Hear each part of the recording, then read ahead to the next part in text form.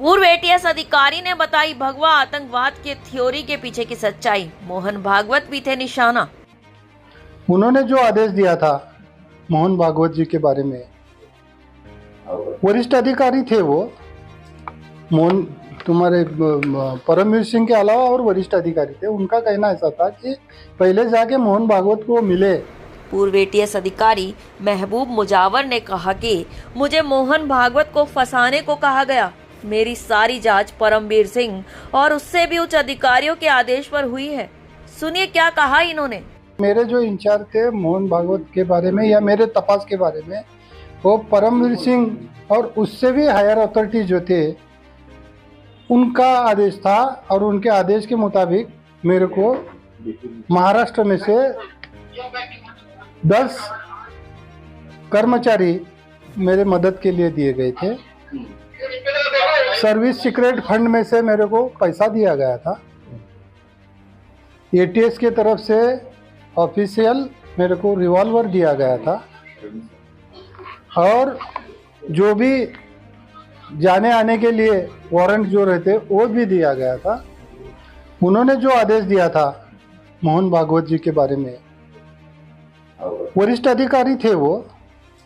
मोहन तुम्हारे परमवीर सिंह के अलावा और वरिष्ठ अधिकारी थे। उनका कहना ऐसा था कि पहले जाके मोहन भागवत को मिलके क्या तो उनका डिस्कशन हुआ है, अब तुम जाके उनको उठा के लाओ, ऐसा आदेश था। वो भयानक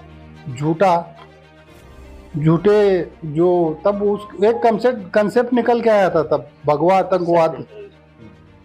आतंकवाद के नाम पे। उन्होंने कहा मालेगांव विस्फोट मामले में आरएसएस सर संघ संचालक मोहन भागवत को फंसाने का षड्यंत्र कांग्रेस ने रचा था। यह वास्तव में एक बहुत ही गंभीर बात है, क्योंकि इससे कानून की औकात और हिंदू विरोधी राजनीतिक पार्टियों की सच्चाई सामने आती है। भगवा आतंकवाद के नाम पे ये तपास चल रहा था। तपास जो करना चाहिए वो नहीं हुआ। भगवा आतंकवाद, हिरवा आतंकवाद, ये था, ये गलत था, झूठ था। और इतने बड़े आदमी को लाने के लिए मेरे पे जवाबदारी डाले थे, तो मेरे झूठ करने की मेरी कैपेसिटी नहीं है। मेरे को धाड़सी बोल के लिए थे उन्होंने, धाड़स से काम करेंगे, ये बहुत टेरर है, अमुक है, ऐसे इससे करे थे। तो मैंने जाके नागपुर में बहुत दिन तक रुका मैं। अच्छा। मगर वो काम नहीं किया मैं। क्यों आपके? नहीं, वो झूठ काम है तो क्यों का सवाल ही नहीं आता। झूठा काम है। और ये कहीं तो भी अगर मैं लाता तो आज मेरी हालत क्या होती थी। मैं झूठ काम करता तो आज उससे बुरी हालत थी। मैं ये काम नहीं किया, इस वजह से मेरे पे झूठा गुना दाखिल हो गया एक, और उसके अंदर मेरे को अरेस्ट किया गया। अरेस्ट करके जेल में डाला गया। फिर मेरे पे चार्जशीट दाखिल हो गया।